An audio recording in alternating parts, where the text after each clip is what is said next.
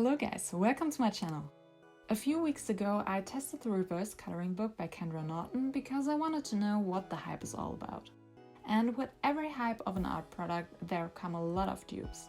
And the reverse coloring book is no exception. There are tons of different reverse coloring books on Amazon by now, which might have a slightly different name and different topics, but they are still reverse coloring books. I found this portrait-themed one and wanted to find out if it's as fun as the original. So make yourself comfortable and let's jump right into it. I will be using the same pens as in the other coloring books so that I can compare the paper properly. So the first thing I noticed about this book was that in contrast to the original, this is not published by a regular publishing company. It seems to be self-published via Amazon Fulfillment and was created by someone called Joy Pitt. The artworks inside are portrait-themed, obviously, and oftentimes look like they're oil paintings because there's a lot of texture in them. I don't know if these were actual physical paintings or painted digitally, but I guess that they were painted digitally. When I ordered this book, I thought that apart from Albert Einstein on the cover, the portraits would be people of random people, but they are actually all portraits of famous people, as it says in the book. So that kind of caught me off guard.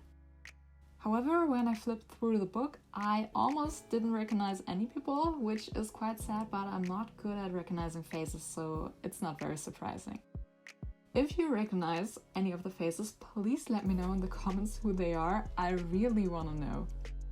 But I still tried to guess who the woman in this painting is, and please don't hate on me if I'm wrong here, but I think this might be Rosa Parks sitting in a bus.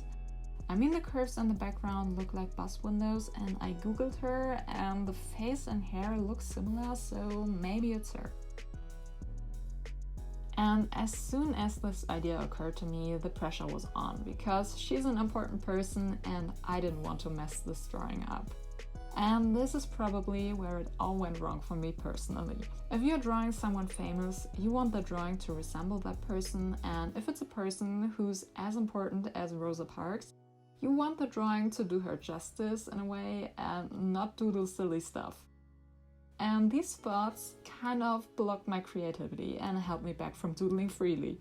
This is totally personal and nothing that's wrong with the book, but the concept didn't work for me here.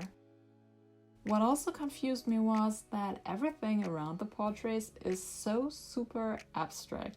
I mean, in a regular coloring book, you usually have pretty clear objects or people to color in, and in the original reverse coloring book, the objects aren't super clear, they are more abstract, but most pages are still pretty straightforward, like flowers and such, so you immediately know where you could add some lines, but this book contains almost no such straightforward things. It's more like random abstract paint strokes. Which looks really nice, don't get me wrong, but I was so overwhelmed by this super abstract situation that I couldn't think of anything that felt right and ultimately left this drawing and started with the next one. This time I had no idea who that might be, so again, any guesses are welcome in the comments. Since I didn't know who that's supposed to be, at least I didn't feel any pressure to make it look like someone specific. But again, the stuff I drew didn't feel right, and I think these drawings might be the worst ones I ever made. But, and I want to mention that again, this is not the fault of the book. I think abstract art can be super relaxing, and I like to make abstract art from time to time, but interpreting someone else's abstract work and trying to see things in it is not my cup of tea. I feel like I need at least some visual cues that go beyond a colorful paint stroke. There is probably something like an optimal level of abstraction for a reverse coloring book that varies from person to person, and I think for me this level goes more into the direction of the original reverse coloring book. If you on the other hand prefer more abstract art, definitely check out this book. This might be just the right thing for you. However, I still have one point of criticism which is not based on my personal taste. It's the paper. The pens didn't bleed through, which is great, but I don't know why or how it seemed to clog or dry up my pens temporarily. I could draw some lines with my pens, but then the ink flow suddenly became pretty bad.